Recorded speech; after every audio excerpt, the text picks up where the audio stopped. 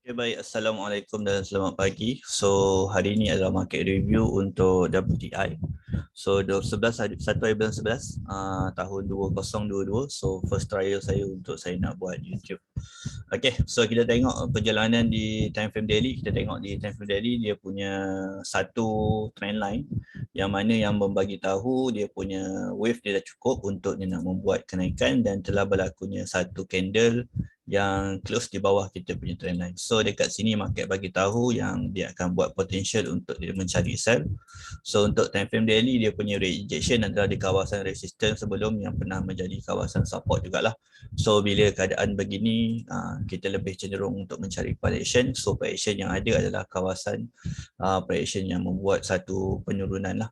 Okay, so di time frame H4 kalau kita tengok di kawasan yang kita dah buat adalah kawasan masuk kepada kita punya zone dan telah berlakunya satu rejection dan satu rejection yang ketara untuk berlakunya penurunan. Di sini bermulanya penurunan, era penurunan, di sini bermula era penurunan. So untuk sekarang ni dia telah membuat satu kawasan support, support yang telah terjadi dekat sini, area dia adalah sebelum dia adalah resistant.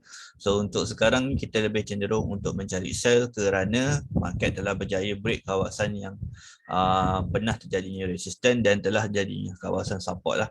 So untuk sekarang ni kita lebih cenderung ke arah sell. So untuk time frame daily, H4 dan sebagainya.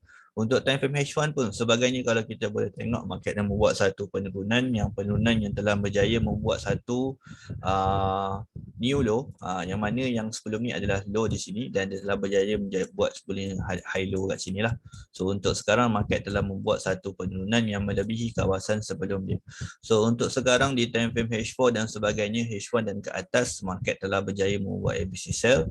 Dan kalau kita tengok di time frame H4 pun kita ada ABC sell yang dah valid yang telah berjaya break dia punya kawasan level support lah. So untuk time frame H1 dan sebagainya pun sama juga, dia dah berjaya membuat satu penurunan yang telah membuat kejatuhan dan telah membreak kawasan level support dekat sini lah. So kalau kita ikut kita punya rentak di time frame daily, so market akan pergi ke kawasan sini sebelum dia membuat penurunan seterusnya. So untuk sekarang ni saya lebih cenderung untuk mencari sell. Cuma untuk saya mencari sell ni kita akan menunggu price datang kepada kita lah. So untuk sekarang ni saya ada tarik Fibo untuk H1. So dia bermula daripada ke atas dan selepas ni dekat sinilah kita mencari ABC sell di sini. Okay, so untuk sekarang ni apa yang saya nak buat adalah saya nak tunggu market datang kepada area Fibo kita. So sekarang ni kita punya ABC berlaku di time frame yang lebih besar. So kita punya risiko akan jadi lebih besar. Cuma daripada segi risk and reward kita akan dapat lebih banyak lah sebenarnya. Kalau kita tengok kan kepada TP1 pun kalau kita masuk di kawasan level 61, so area TP kita adalah 176 pip lah. So compare kepada kita punya SL lebih kurang dalam 127 pip.